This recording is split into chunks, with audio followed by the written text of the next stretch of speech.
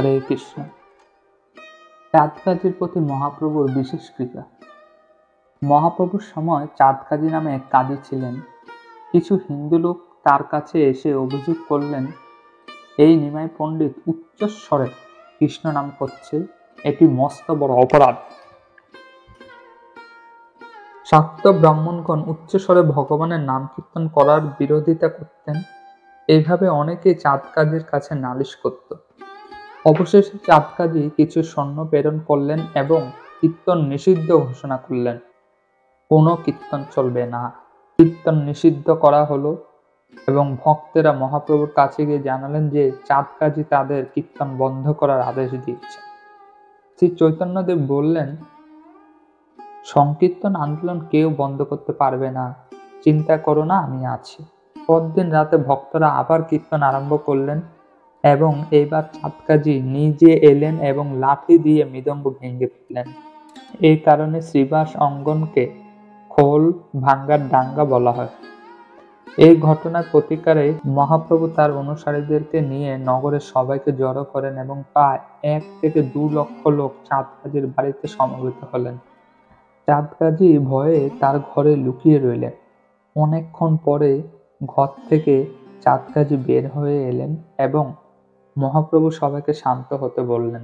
তখন চাঁদ কাজী মহাপ্রভুকে বললেন, সম্পর্কে আমি তোমার মামা হই, তুমি এত ক্রুদ্ধ হয়ে এসেছো কেন? তোমার মামার কাছে খুব আন্তরিকভাবে আসা উচিত।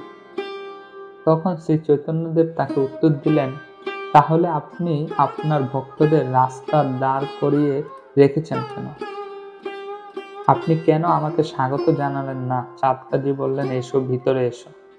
তারপর শ্রী চৈতন্যদেব বলতে লাগলেন, আপনারা কেন আপনাদের মাতা পিতাকে হত্যা করেন, সাত জমিতে হাল চাষে শস্য উৎপাদন করেন, খাদ্য সরবরাহ করেন, তাই সে পিতৃতুল্য?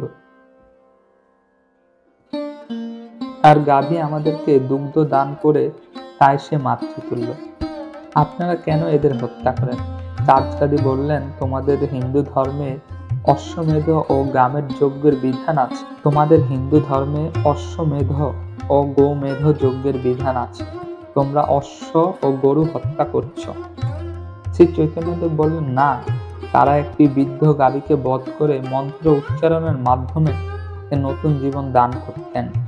মন্ত্রের শক্তি দ্বারা সেই গাভী নতুন শরীর প্রাপ্ত হতো। কিন্তু কলিযুগে ব্রাহ্মণদের মন্ত্রের শক্তি হ্রাস পাওয়ায় এসব অশ্বমেধ ও গোমেধ যজ্ঞ এখন নিষিদ্ধ। এইভাবে তারা অনেক বিষয়ে আলোচনা করলেন এবং দুজনেই শাস্ত্রে পারদর্শী ছিলেন। শ্রী চৈতন্যদেব বললেন, প্রকৃতপক্ষে কোরআনে 2টি পথ প্রদর্শিত হয়েছে, নির্বৃত্ত মার্গ ও প্রবৃত্ত মার্গ।